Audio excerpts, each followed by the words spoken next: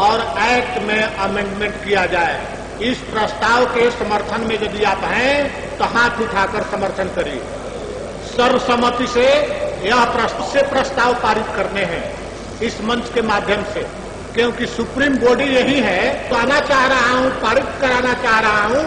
मैं चाहता हूं कि आपके समक्ष पढ़कर, आपसे अनुमोदन लेकर, उसे पारित कराकर आगे का काम हम उसको देखें। तो जो बात नहीं आई है उससे भिन्न एक है कि आउटसोर्सिंग बंद किया जाए, प्रोहिबिटेड नेचर के वर्क परमानेंट मजदूरों के द्वारा कराया जाए, क्योंकि आउटसोर्सिंग कराने से एम्प्लॉयमेंट के सभी रास्ते बंद हो गए हैं।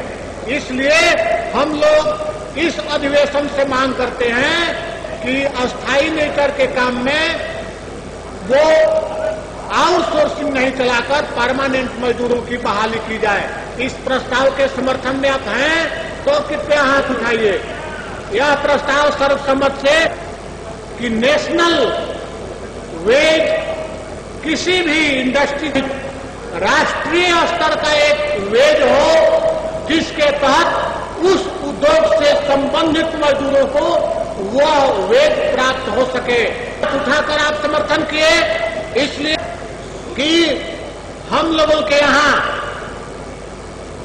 मुख्यतः 6 सेक्टर में काम होता है। Public sector, corporate sector, private sector, industrial owner sector, cooperative sector, small scale industry sector. इसमें सभी पब्लिक सेक्टर छोड़कर और कुछ प्राइवेट सेक्टर को छोड़कर बाकी जो सेक्टर के ऑनर हैं वे मजदूरों को सोशल सिक्योरिटी के रूप में कुछ भी बेनिफिट नहीं देते हैं। इसलिए यह सम्मेलन यह मांग करती है कि सभी सेक्टर से जुड़े हुए मजदूरों को सोशल सिक्योरिटी समान रूप में प्रदान करे। यह प्रस्ताव मंजूर है तो आप समर्थन करके इसका ये कीजिए, संशोधन करके उसका सीलिंग समाप्त किया जाए। यदि इसके पक्ष में आप हैं तो इसका आप समर्थन करिए। यह सम्मेलन यह प्रस्ताव पारित करती है कि बोनस एक्ट का सीमा समाप्त किया जाए।